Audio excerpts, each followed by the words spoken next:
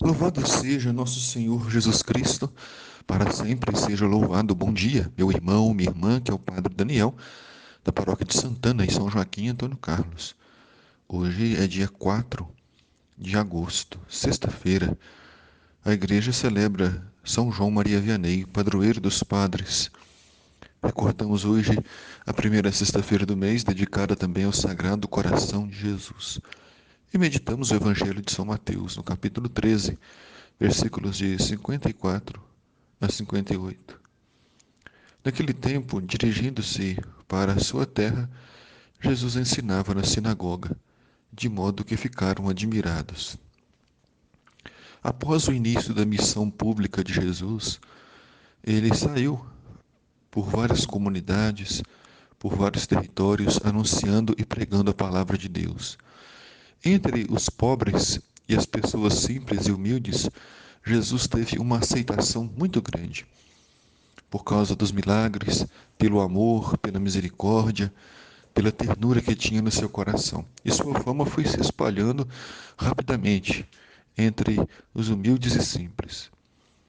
Mas haviam grupos que rejeitaram Jesus: os poderosos, os ricos, os mestres da lei e doutores, e também a sua, seus contemporâneos, seus conterrâneos, aquelas pessoas que o conheciam lá na sua terra natal. Eles também o rejeitaram, porque achavam que Jesus era simples demais, humilde demais.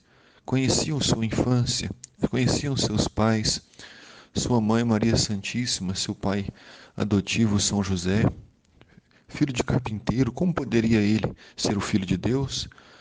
Como poderia ele ser o próprio Deus que veio salvar a humanidade? E muitos ficaram admirados, admirados com a sabedoria de suas palavras e escandalizados, porque ele se apresentava como o Filho de Deus e, na verdade, era somente uma pessoa conhecida por aquele povo.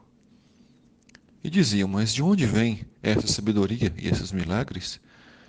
Não é ele o filho do carpinteiro? Sua mãe não se chama Maria e seus irmãos não se chamam Tiago, José e Judas? E suas irmãs não moram conosco? Então, de onde vem tudo isso? E ficaram escandalizados por causa dele. Aqui é importante observar que nós não podemos julgar aquelas pessoas que criticavam Jesus, que debochavam de Jesus, porque nós também, todos os dias, fazemos isso, julgamos pela aparência. Se uma pessoa tem uma boa aparência, tratamos de uma forma. Se a pessoa tem uma aparência ruim, às vezes o tratamento é outro.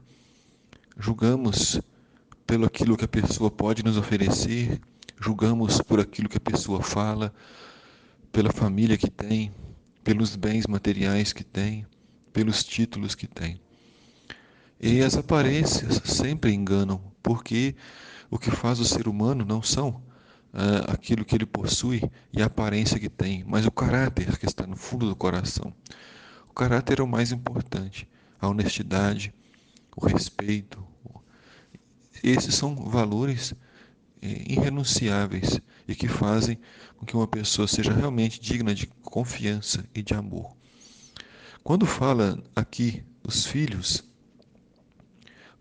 de, aliás, os irmãos de Jesus, Tiago, José, Simão, Judas, suas irmãs, porque na verdade, na época de Jesus, as famílias viviam em clãs, em tribos, e todos os parentes que moravam naquela casa, que eram parentes de sangue, eram considerados irmãos. Os primos, sobrinhos, os tios, todos eram chamados de irmãos. Então, os parentes de Maria Santíssima eram considerados irmãos de Jesus. Por isso, esses homens e essas mulheres são chamados de irmãos e irmãs de Jesus.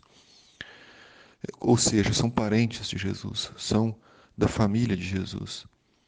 Jesus, porém, disse: um profeta só não é bem estimado na sua própria pátria e em sua família. E Jesus não fez ali muitos milagres porque eles não tinham fé. Jesus nunca fez nenhum milagre forçando, Jesus nunca fez nenhum milagre sem o consentimento das pessoas. Se não há fé, não existe esperança. Se não há fé, não existe um milagre.